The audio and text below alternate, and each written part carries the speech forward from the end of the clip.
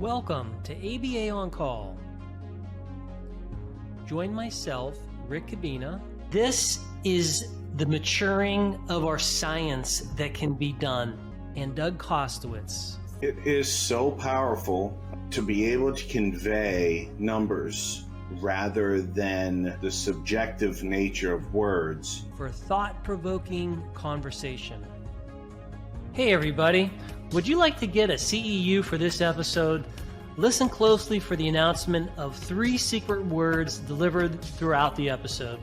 Take note of those words and we will tell you where to go to get your CEU when the show is over. Hello everyone, welcome back to ABA On Call.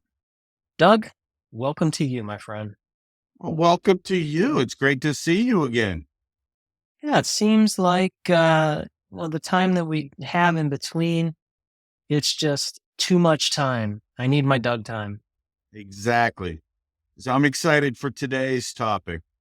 Yeah, we cover a lot of things on this show, and I think one of our hallmarks is just really appreciating behavior analysis and sometimes revisiting concepts that many people take for granted. And we decided today to talk about perhaps one of the most fundamental, critical components of understanding the whole science of behavior analysis, which is stimulus control. Definitely. And, this topic is something that you learn about very early on in the field, but yet there's so much that goes with it. Mm-hmm. Yep, go ahead. I was just going to say, it has so many applications that we'll talk about. Yes. It explains a lot of what's going on with our behavior. And so it may be some very basic and presented early, like you said, when you're learning behavior analysis, but it has such far-reaching application. And it's imperative as a behavior analyst that you understand that. Yeah, I like that word. Well, we built it up. Let's talk about it. There's 2 things we can start off. We can describe it, and then we can give a technical definition. So describing stimulus control, I think, is just in the words of the very definition. You have some stimulus, it controls behavior. Right. And if you want to get a little bit more technical, it's the behavior appears in the presence of this stimuli versus other stimuli because of its relationship to the presentation of reinforcement. So it's behavior under certain stimuli. Yeah, it's what you're describing when you give that technical definition is how does it occur? Right. Bad behavior, it happens through this repeated pairing. Maybe pairing's the wrong. Well, pairing I guess is the right word, but just you encountering this in your environment.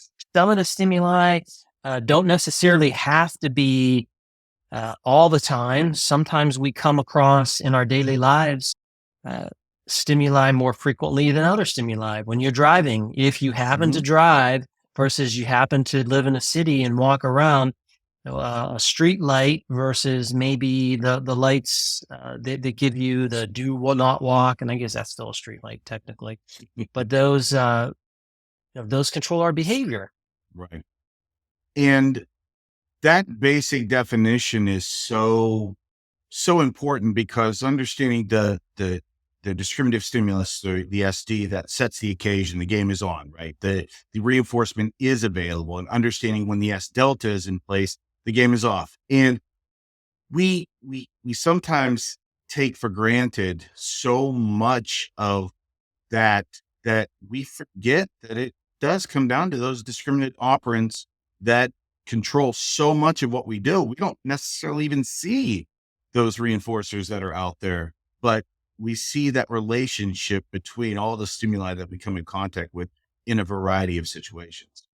And now that we understand the concept, that's what makes our job, that's what gives us jobs.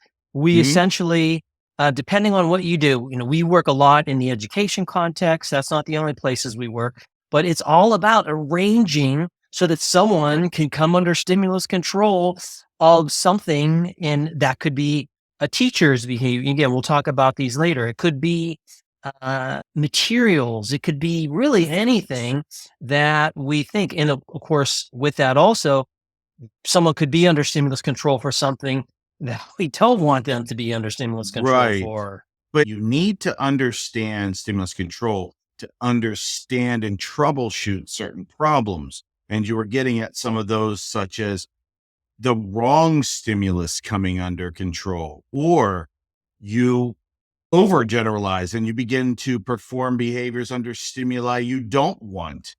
But that's also important if you want to expand a repertoire. So we understanding the basics and hitting that home over and over again allows you to branch off into troubleshooting. But then also, as you said, the academic side, understand, or just teaching behavior, understanding how we can use that to really facilitate gains for the students and clients that we work with. Yeah. So there's two picky things I have as a practicing scientist that come from stimulus control. Picky thing number one, ABC data, antecedent, behavior, consequence. We shouldn't be calling them ABC data, because when you think about stimulus control, you have an antecedent, you have a behavior. Is it a consequence? You don't know that. It really is antecedent, behavior, postcedent. It's only when you have stimulus control that is established that we truly have an SD. That antecedent becomes an SD, stimulus, discriminative stimulus. And then you have the behavior, and then you have the consequence. So I think just by us having that term ABC, it really misleads a lot of people, because when they're collecting this data, anything that happens after the behavior, they're like, oh, this is a consequence. No, it is not necessarily a consequence. And we really need to think about this, because if you're trying to analyze behavior, you want to think about it. Is this an antecedent? Is this a postcedent? Is this an SD or an S delta? Is this a consequence? Looking at when you say, so your first frustrating thing, that C, you may not even see the consequence that is maintaining it due to some very, very thin schedule reinforcement based on that individual's learning history. And so you can inadvertently tie consequences that may have no bound to what that stimulus behavior relationship. There's some other consequence that's been established so far in the past at such a thin, it's maintaining that relationship.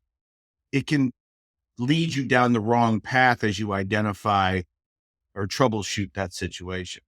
Yeah, I like that point. It gets at how incredibly challenging it is to be a really good behavior analyst. You need to walk in there with an open mind. You can't have preconceptions, and you need to understand that this is complex work. And just because someone, you're getting back this ABC data from maybe an RBT or a parent or a teacher or someone else, that's just someone observing things. And even what they're observing might not be capturing really what's the essence of what is pulling this behavior. All right. Well, I want to hear your second thing that gets at you. Okay. Second thing, I feel as a behavior analyst, and I have a worldview. It's more than just a profession for me.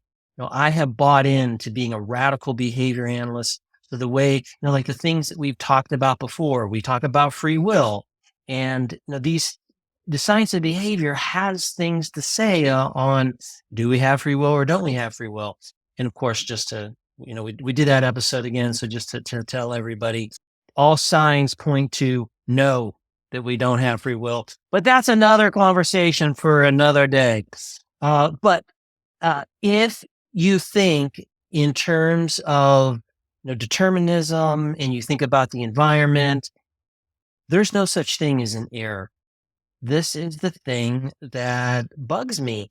People will always say correct in an error. Really, they should say correct, incorrect, because an incorrect maybe is a little bit better than error, but an error assumes that you did something and you did something wrong. Right. That is not the case when you think about stimulus control. You did something, and if you didn't do something, who's it wrong to?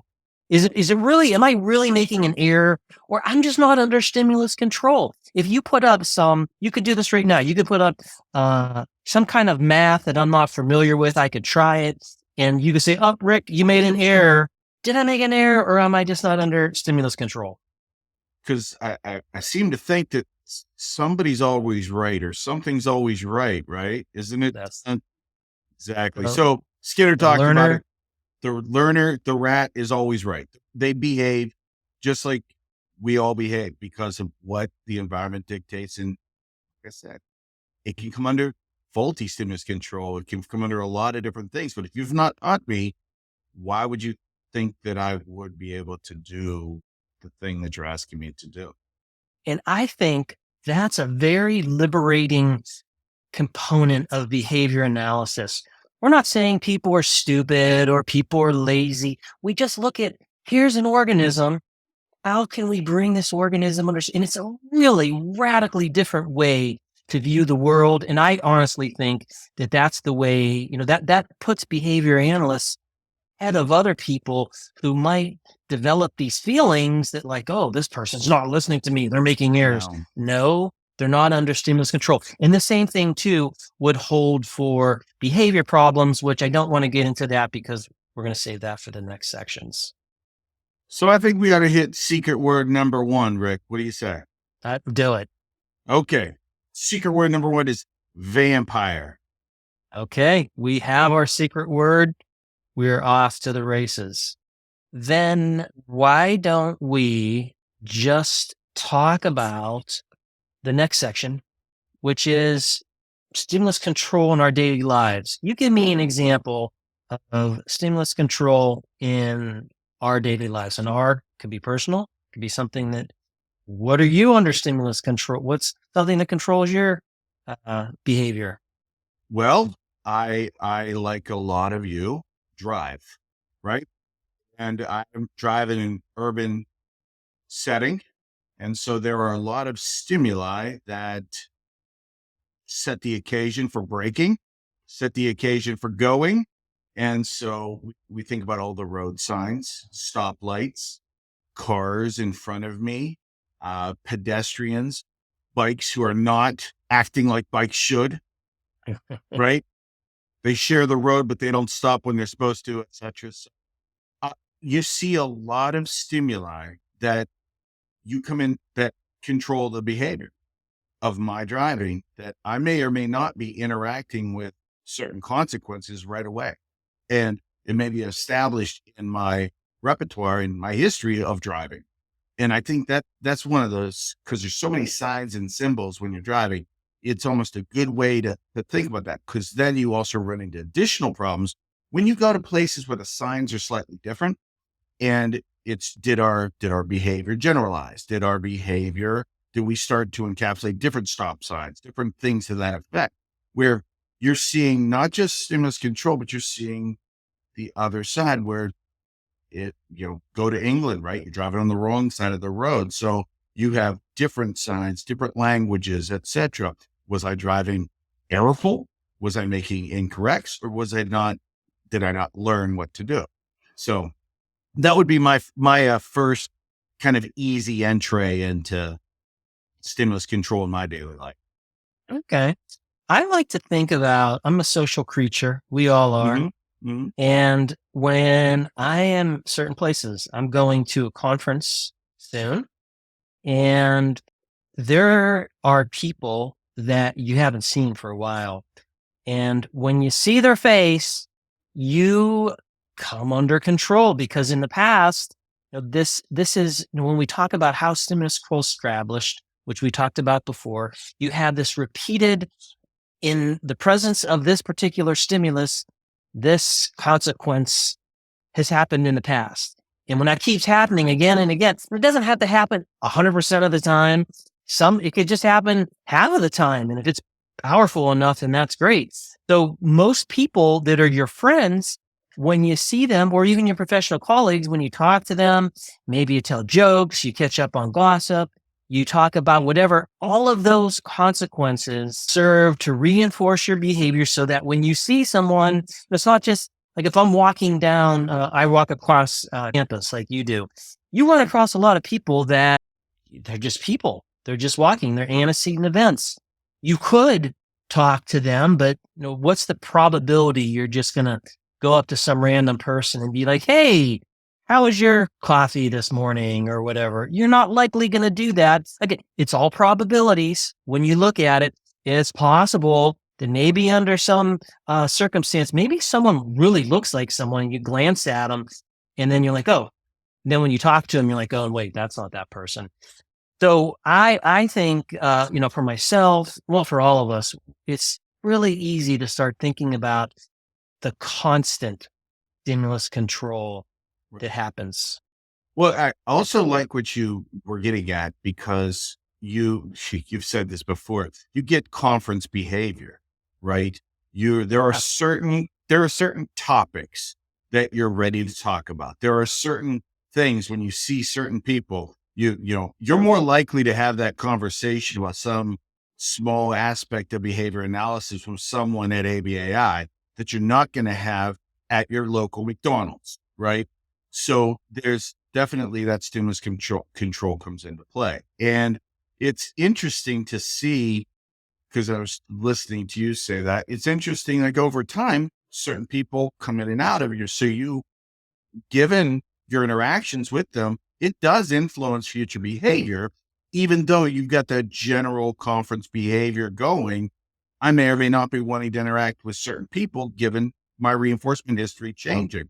So stimulus control isn't a be all end all. It's constantly evolving, even though I've got an established, I tend to have a lot more conversations that are academic in academic settings, such as conference, but that doesn't mean I'm going to have the same conversations with people each year, depending on my interaction. So you said, now you may have an interaction that went really well. Well, you may have an interaction that didn't go so very well, and that can be very powerful. And next thing you know, I'm not going to be spending time with that person. So that stimuli changes from an SD to an S delta and an SD for some other things that I'm going to do. Yes. When when you were talking about stimulus control, I started thinking about how we're just presenting a basic concept here. Mm-hmm. It's important to understand this basic concept because you talk to someone outside of behavior analysis and they hear stimulus control. What the hell is a stimulus? What do you mean by they also stimulus say, control? What is control? Yeah. Why are you controlling my behavior? What are you talking about? Right? That's inherent in determinism. That's inherent in the environment, but it's got these other connotations in the world. So yes, so what is that? But then control. Why are you controlling? I don't want to be controlled. I want to be free. But we already covered that one. Go ahead. I didn't interrupt you. No, it's a good point. Maybe we should call it stimulus influence, and then people wouldn't be as upset. I think that detracts though. If you take an influence route, it doesn't carry the same weight. There is control. I mean, it takes a lot. I joke with intro ABA students, and I talk to them. I say, you come up to a stoplight, 99% of the time, probability is you're going to stop that stoplight. But I can change the environment, and you'll run that stoplight, right? I can put a hurt friend in your car.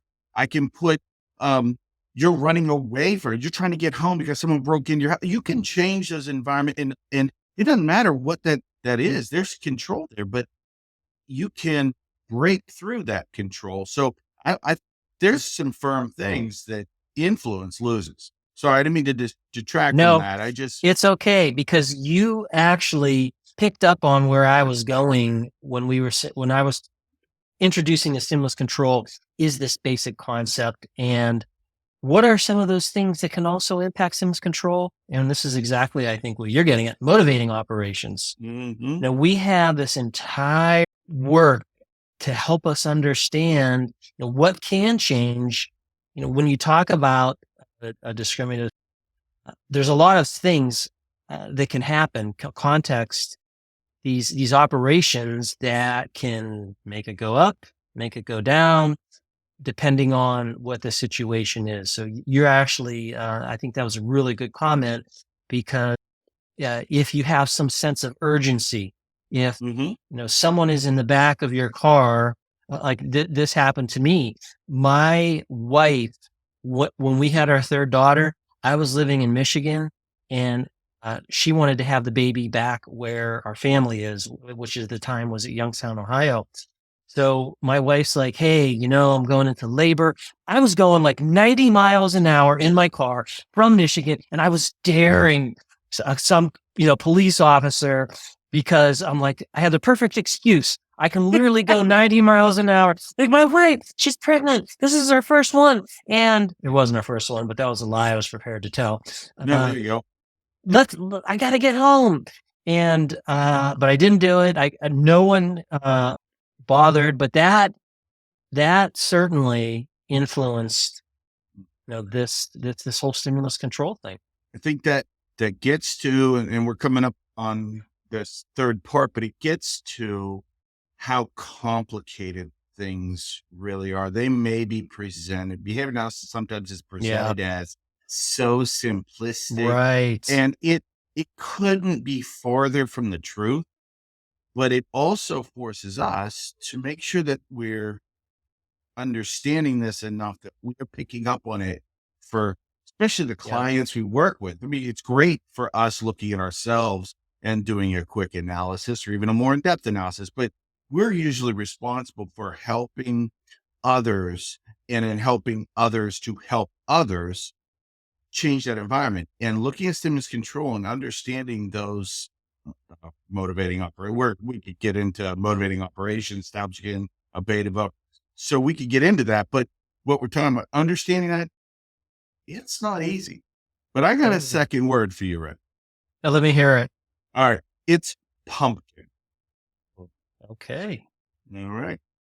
Well, with your pumpkin word, I think we now go into the third and final section on this. And you already introduced it. It's talking about practical applications. We can talk about the things that we've done, but if I were going to continue down the path of what you were just saying, it is, you got to understand the fundamentals. And then when you get into our science, you certainly can very quickly start going down all these other paths, which just show you how incredibly complicated behavior is. And these are things that, like you, I am a precision teacher.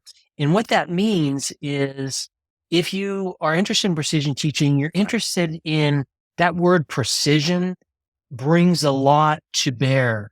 And one of the things that we have in precision teaching is helping us understand how are things controlled. So we have this term called learning channels, not learning styles. No, that's a completely different thing. It's learning channels.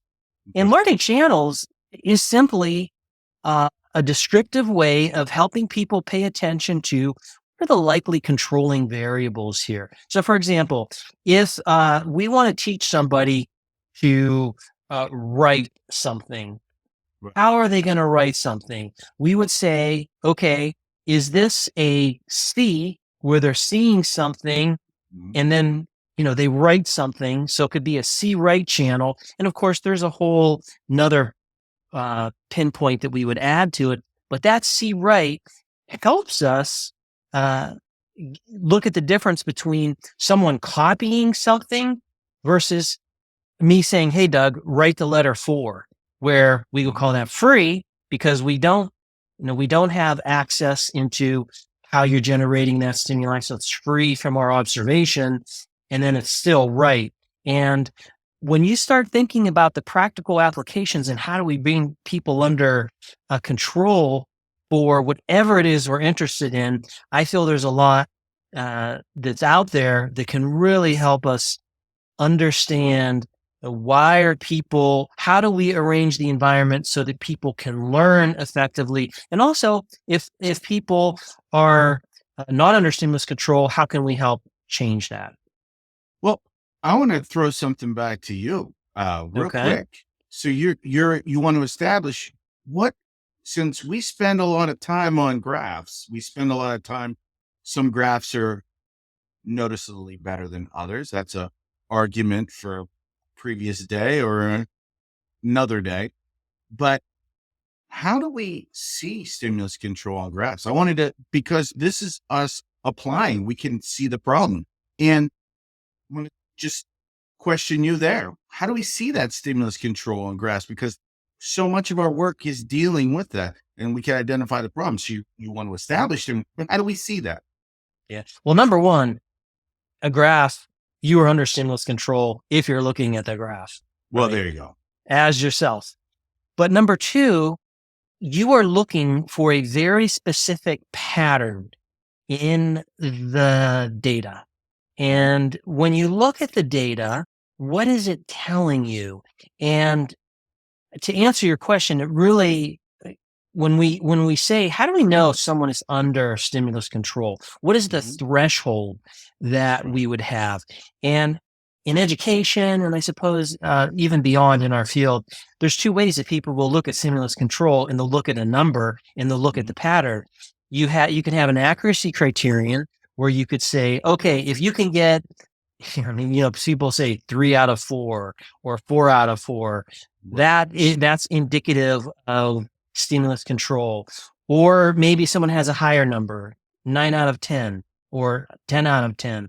Or you could even have it be timed, where when we talk moving beyond this accuracy criterion into what we would call a fluency or a proficiency standard, you would say maybe they need to have 60 out of 60 in a minute or whatever. So your graph is there's going to be an interplay between all of these things that you're looking at.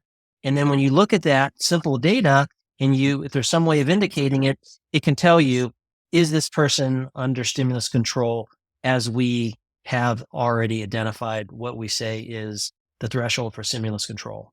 So we get there, but as we move, as you see a relationship between an intervention and the dependent variable, whatever that is, you see less variability as the behavior comes under stimulus control, the intervention. You may not be under full stimulus control, but you're understanding that you're establishing it by limiting, because we look at variability so importantly in regards to behavior, and individualize that variability. When we see a lot of bouncy data, even if things are getting better, we have less stimulus control over the behavior than we would if we had a nice tight increase to where you said they reach that threshold, whether it's an accuracy or a frequency criteria.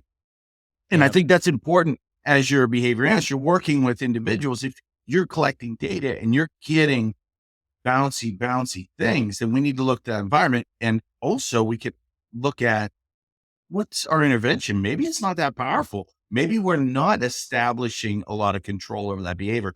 Even though things are getting better, it's not as good as something that may have some more oomph to it that could provide some more control, stimulus control over that behavior.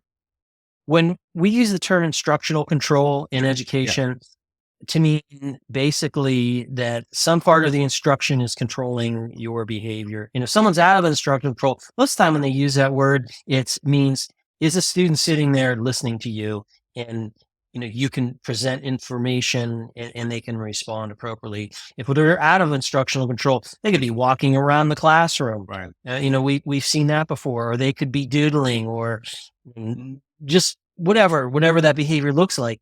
And I think, based off of what you were just saying, when you're talking about variability, there's different ways of thinking about this also. There's an historical context, which if you're looking for variability on a graph, you have to have data that goes back some period of time. Maybe if you're working on the span of days, maybe you have a week or 2 weeks worth of data. But if you're in the moment and you want to know, is the student under control right now, then that's even a little bit different too. Yeah. There's so many ways to think about, if you're looking at examining, is stimulus we strive for stimulus control when we're trying to teach behaviors, when we're trying to establish new behaviors, we're trying to establish a relationship between discriminative stimulus and in that AB, whether or not there's the C right there, but the idea that we're getting it under that stimulus control. So there's so many avenues that we as practitioners, we as behavior analysts working with individuals, that we can look to help. Because remember, those students, they're doing exactly what they're supposed to be doing. Yes. They're not making errors. They're doing what they do. And it's up to us, which is, I think, really, should be something that pat yourself in the back that you're looking at it this way is, hey, we can change things in the environment to change behavior. And I mean, that comes back to behavior analysis as a whole. Yeah. Practically speaking, we want to be compassionate practitioners and understanding stimulus control and understanding if you're in an environment, practically speaking, and I know you've been in these classrooms before, and it's an EBD classroom. So that EBD is emotional behavior disorders. That's a SPLED, special education shorthand. And maybe you see some extreme behaviors, understanding, as you just said, that person's doing exactly what has been shaped up to that point. How can we, when you're talking about pulling levers, I'm being metaphorical here, Yes. but that's what you mean by arranging stimulus control. If every time you come in and that student makes a crack at you, or, and everyone laughs at that, that student's getting something out of it. How do you deal with that? Like I was visiting a colleague who has a center, and this little kid came, it wasn't that little, I guess little to me, came up to the teacher, and like this teacher was talking to us, and he was like, "Oh, there's some old lady stink here," and you know what that she said? "Get it while you can." And I was so taken aback by how deftly she handled that. Like she could have been insulted, but this is how this kid was trying to make friends or, tell a joke. And rather than be upset about it, rather than be like, "How dare you?" I mean, she just rolled with it, and it was brilliant. Right. And this is the thing. These are the things when we think about stimulus control and why are people doing things, and we have that perspective, it allows us to be much more compassionate. And of course, it allows us, frankly, just be better at our jobs. Definitely. And that's the goal. The goal is to teach and try to decrease some interfering or maybe behavior that's not making it good for that client, and increase some more adaptive things that will make things better for them. So stimulus control is a way, is the way, or a main way to make those changes. So I think we're ready for our third word. secret word. Okay, Yes. our third secret word is spice. There we go. 3 words, a great conversation. And for all of you faithful audience listeners, we hope that you remain under stimulus control. And when you get that notification that ABA on call has dropped, you immediately put it in your device and you listen to it. And you share that with friends. Anytime you like something or give a comment, that really helps our algorithm. So however you listen to us, we really appreciate it when you can smash the like button or whatever it is. And that really helps us. Yeah. Okay. With that, thank you for your time, and thanks for joining us on ABA On Call. Thanks for watching this episode of ABA On Call. To get your CEU, follow the link and instructions below the video. You can enjoy the program again there, or you can go straight to the attendance verification quiz. Just enter the secret words and pay the CEU fee to generate your certificate.